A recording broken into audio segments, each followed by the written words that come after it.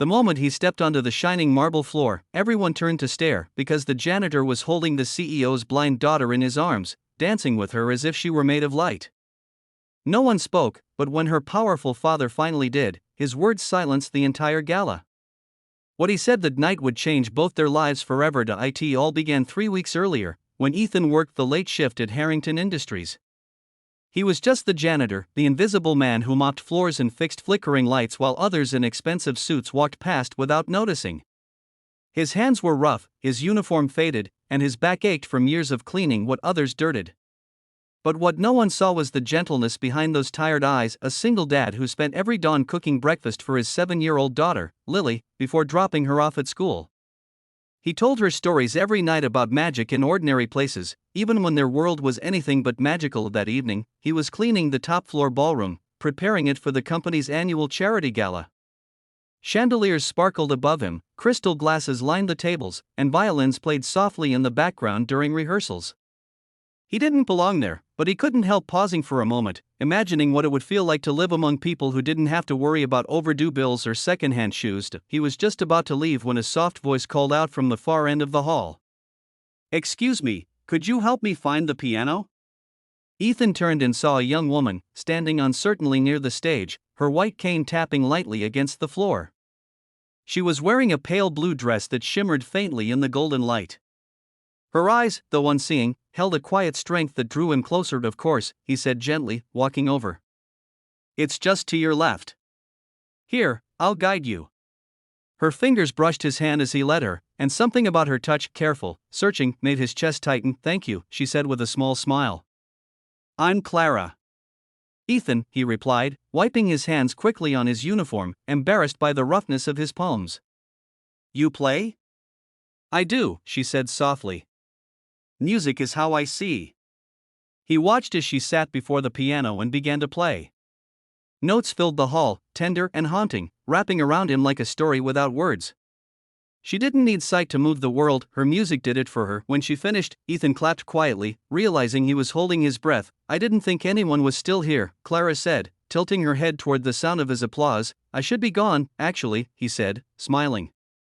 "But I think the floor can wait a few more minutes." That night turned into several more. Every evening after his shift, he'd find her there, playing alone while the city lights flickered through the tall windows. They talked about small things at first: music, her father's company, his daughter's drawings, but slowly, their worlds began to intertwine. Clara had lost her sight 3 years ago in a car accident that had also taken her mother. Her father, Richard Harrington, had built walls of control around her, terrified to let her out of sight again. The gala, she said, would be her first public event since then. Ethan understood that kind of fear. He, too, was afraid of failing Lily, of never being enough, of being seen only for his uniform. But Clara never treated him like that. She didn't see him as less. She just saw him point. One night, as she played a soft waltz, she suddenly said, "Ethan, do you know how to dance?" He laughed nervously. "Not really. I mean, I've cleaned dance floors, not danced on them." "Then you'll have to learn," she said, smiling. "Because I promised myself I wouldn't sit on the sidelines at the gala this year." And so, in the quiet of that empty ballroom, a janitor and a blind pianist began to dance. He counted the beats softly for her, guiding her steps, and she guided him through the rhythm. They stumbled, laughed, and kept moving until the music became their language. When the night of the gala arrived, Ethan worked in the background as usual, wearing his uniform and pushing his cart, watching from afar as the city's elite arrived in tuxedos and diamonds. He shouldn't have looked for her, but when he saw Clara sitting alone near the stage, her cane resting beside her chair, something inside him refused to stay hidden. He approached quietly. "You look like you're waiting for someone," he said softly, her lips curved. "Maybe I am." And before he could talk himself out of it, Ethan reached out his hand.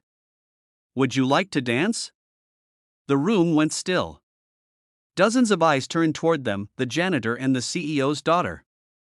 Whispers began to ripple through the crowd, sharp and disapproving. But Clara stood, holding his hand tightly. "Yes," she said simply. Music swelled as they moved to the center of the floor. He guided her, his rough hands steadying her delicate fingers.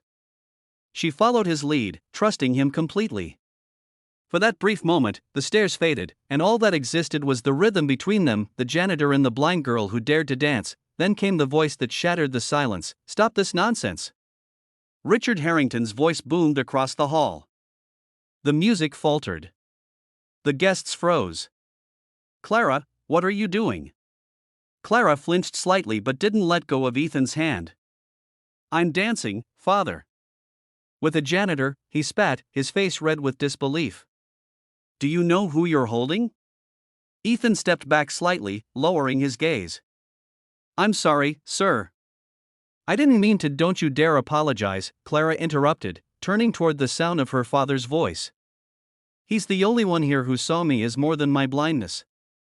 Her words hit the room like thunder. For a moment, the CEO's expression faltered. He looked at his daughter, really looked, and saw the happiness on her face, the kind he hadn't seen in years.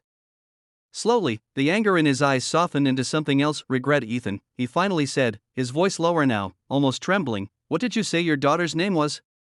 Ethan blinked, surprised. "Lily, sir. She's 7. Richard exhaled, emotion catching in his throat. "My wife's name was Lily." And suddenly, the air shifted. The crowd, once silent with judgment, began to applaud softly as Richard stepped closer. He placed a hand on Ethan's shoulder.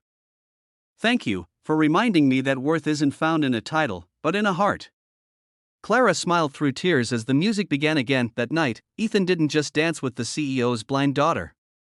He helped her father see, and as the lights dimmed and applause filled the hall, Clara whispered against his shoulder, "You see, Ethan, you can dance." He smiled, whispering back, "Only because you taught me how to move through darkness." From that night forward, two worlds that were never meant to meet found their rhythm, and neither of them ever danced alone again.